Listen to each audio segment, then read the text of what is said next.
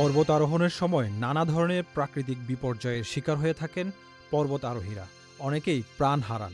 বেশিরভাগ ক্ষেত্রেই এদের মৃতদেহ ধ্বংসস্তূপ বা বরফখণ্ডের নিচে চাপা পড়ায় আর খুঁজে পাওয়া যায় না। ২০০২ সালে এমনই এক ঘটনা ঘটে। পেরুর বরফে আবৃত হুয়াসকারান পর্বতে আরোহণ করতে গিয়ে নিখোঁজ হন মার্কিন পর্বতারোহী উইলিয়াম স্টামফল। এরপর কেটে গেছে দীর্ঘ ২২ বছর। অবশেষে গত ৯ জুলাই সোমবার তার মরদেহের সন্ধান পাওয়া গেছে। ২০০২ সালের জুনে হুয়াসকারান পর্বতে তুষারঝড়ের কবলে পড়ে স্টামফল সহ পর্বত আরোহীদের একটি দল। পর্বতটির উচ্চতা ৬,৭০০ মিটার বা ২২,০০০ ফুটেরও বেশি।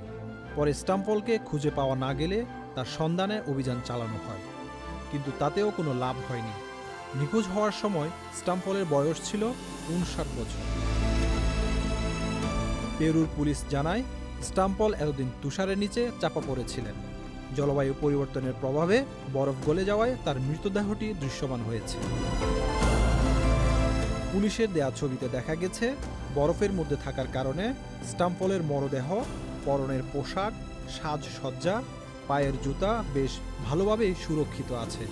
এমনকি তার সঙ্গে পাসপোর্টও পাওয়া গেছে। এ কারণে সহজেই তার পরিচয় শনাক্ত করা গেছে। পেরুর উত্তর পূর্বাঞ্চলে হুয়াসকারান ও কাশানের মতো বরফাবৃত পর্বতগুলোর অবস্থান।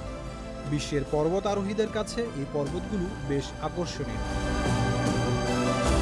গত জুন মাসে সেখান থেকে ইটালি নাগরিক এক পর্বত আরোহীর মরদেহ উদ্ধার করা হয়। তিনি আন্দিয়ানের আরেকটি পর্বতে ওঠার চেষ্টা করার সময় পড়ে গিয়েছিলেন। Mohammad Zubair, Channel I online. এখন জন্ম সনদ দিয়ে খোলো বিকাশ স্টুডেন্ট অ্যাকাউন্ট। নিজের বিকাশ নিজে কর।